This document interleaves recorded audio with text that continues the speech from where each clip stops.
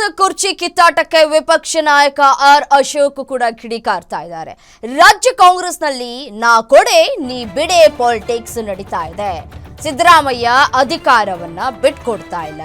DK Shivakumar ಶತಾಯಗತಾಯವಾಗಿ ಕಿತ್ಕೊಳ್ಬೇಕು ಅಂತ ಹೇಳಿ ಪ್ರಯತ್ನವನ್ನ ಪಡ್ತಾ ಇದ್ದಾರೆ. ಈ ಅಧಿಕಾರ ಕೊಡದೇ ಇರುವಂತಹ ಹಿನ್ನೆಲೆಯಲ್ಲಿ ಡಿಕೆ ಶಿವಕುಮಾರ್ ಅವರು ಕೂಡ ಬಿಡ್ತಾ ಇಲ್ಲ. ಕಿತ್ಕೊಳ್ಳುವಂತಹ ಕೆಲಸವನ್ನ ಡಿಕೆಶಿ ಬ್ರದರ್ಸ್ ಮಾಡ್ತಾ ಇದ್ದಾರೆ. 20 ಕೋಟಿ ಖರ್ಚಿನಲ್ಲಿ ಆಗ್ತಾ ಇರುವಂತಹ ಅಧಿವೇಶನ ವ್ಯರ್ಥವಾಗ್ತಾ ಇದೆ. ಬರೀ ಅಧಿಕಾರಕ್ಕಾಗಿ ಕಾಂಗ್ರೆಸ್ನಲ್ಲಿ ಫೈಟ್ ನಡೀತಾ ಇದೆ. ಈ ಸರ್ಕಾರಕ್ಕೆ ನಾಯಕತ್ವವೇ ಇಲ್ಲ ಅಂತ ಹೇಳಿ ಆರ್ ಅಶೋಕ್ ಕಿಡಿಕಾರಿದ್ದಾರೆ.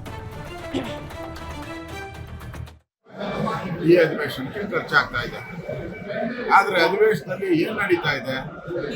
ದಿನ ಡಿನ್ನರ್ ಪಾಲಿಟಿಕ್ಸ್, ರಾತ್ರಿ ಊಟ, ರಾತ್ರಿ 1 ಗಂಟೆ 2 ಗಂಟೆವರೆಗೂ ನೀವು ಮಂತ್ರಿಗಳು MLAಗಳೆಲ್ಲ ಕೂಡ ಹಾಕೊಂಡು ನಿಮ್ಮ ಬಲ ಪ್ರದರ್ಶನ ಮಾಡೋಕ್ಕೋಸ್ಕರ, ನಿಮ್ಮ ಶಕ್ತಿಯನ್ನು ಹೈಕಮಾಂಡ್ಗೆ ತೋರ್ಸೋಕ್ಕೋಸ್ಕರ ಈ ಅಧಿವೇಶನ ಯೂಸ್ ಮಾಡ್ತಾ ಇದ್ದೀವಿ.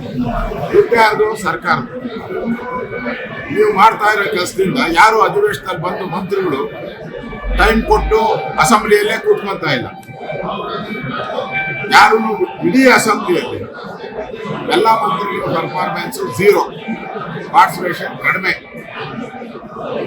ಅವರು ತಯಾರಾಗಿ ಬರ್ಬೇಕಲ್ಲ, ಬೆಳಿಗ್ಗೆ ತಯಾರಿಲ್ಲ, ಬಂದು ಏನೋ ಇಲ್ಲಿ ಬುರುಡೆ ಬಿಡಬೇಕು, ಬಿಟ್ಬಿಟ್ಟು ಹೋಗ್ತಾರೆ. ಇಲ್ಲಿ ನಡೀತಾ ಇರೋದು ಪೂರ್ತಿ ಪವರ್ ಪಾಲಿಟಿಕ್ಸ್. ಸಿದ್ದರಾಮಯ್ಯ ನಾ ಬಿಡೆ, ಡಿ ಕೆ ಶಿವಕುಮಾರ್ ನಾ ಬಿಡೆ, ಸಿದ್ದರಾಮಯ್ಯ ನಾ ಕೊಡೆ. ಇವೆರಡೇ ನಡೀತಾ ಇರೋದು ಇಲ್ಲಿ.